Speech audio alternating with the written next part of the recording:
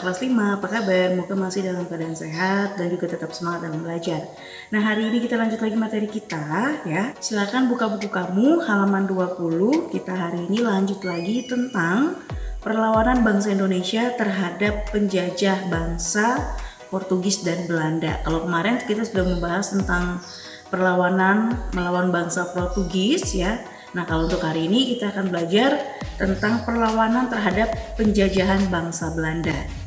Sebelumnya di buku kamu itu ada 14 perlawanan yang dilakukan oleh tokoh-tokoh pada zaman dulu untuk melawan Belanda. Tapi sebelum itu kita lihat dulu bagaimana sejarah masuknya Belanda ke Indonesia ya.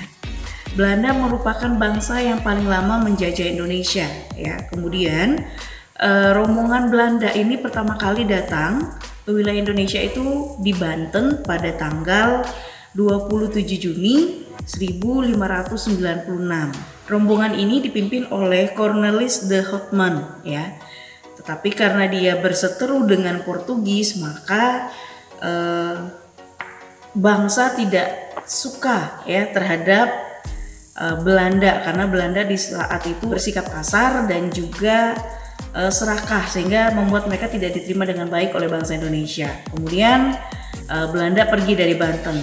Nah, ternyata Belanda masih berusaha untuk ke Banten ya, atau ke bangsa Indonesia pada kedatangannya kedua kali ya, yaitu pada tahun 1598 di Banten. Tujuan pertama Belanda itu adalah untuk berdagang, tapi lambat laun akhirnya ingin menguasai secara keseluruhan rempah-rempah yang ada di Indonesia, dan berubahlah akhirnya menjadi masa penjajah ya. Nah, untuk menguasai atau memonopoli perdagangan rempah-rempah di Banten, Belanda membentuk Persatuan Dagang Hindia Timur, atau dalam bahasa Belanda itu dikenal dengan VOC ya. VOC ini didirikan pada tahun 1602.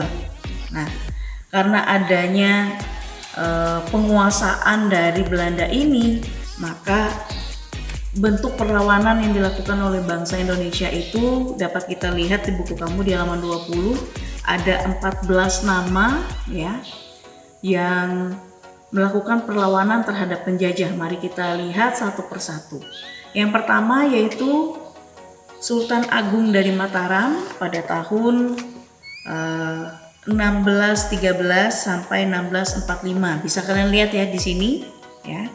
Tokoh-tokoh yang berjasa ataupun yang melakukan perlawanan terhadap bangsa Belanda. Kemudian ada Sultan Iskandar Muda dari Aceh, ada juga dari kerajaan Goa yaitu Sultan Hasanuddin ya. Dan dari Jawa yaitu Untung Surapati dan Tronojoyo. Kemudian dari Banten sendiri itu ada Sultan Ageng Tirtayasa, dan dari Maluku ada Patimura, Sultan Badarudin dari Palembang, Tuanku Imam Bonjol dari Minangkabau, Pangeran Diponegoro dari Jawa, I Gusti Ketut Jelantik dari Bali, kemudian Pangeran Antasari dari Kalimantan, Tengku Umar, Tengku Cikditiro Cutnyadin dari Aceh, dan juga anak Agung Made dari Lombok, dan yang terakhir adalah Sisingamaraja yang ke-12 dari Tapanuli. Nah, 14 orang ini adalah para pahlawan yang dulu ya pada masa-masa kerajaan di sana itu melawan penjajah Belanda.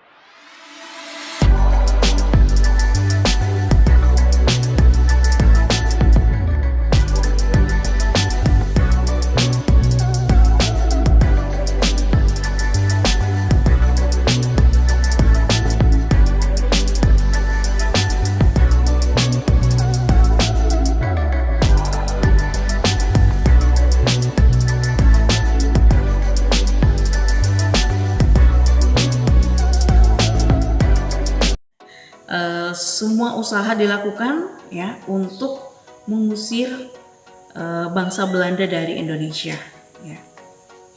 Nah, itu tentang sejarah ataupun bentuk perlawanan dari bangsa Indonesia terhadap penjajah ya, baik Portugis ataupun Belanda.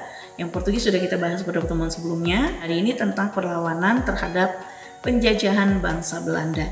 Jadi itu menjadi momentum bagi kita untuk lebih bersatu lagi, sehingga tidak ada lagi yang bisa menjajah bangsa kita, karena kita bangsa yang sudah merdeka.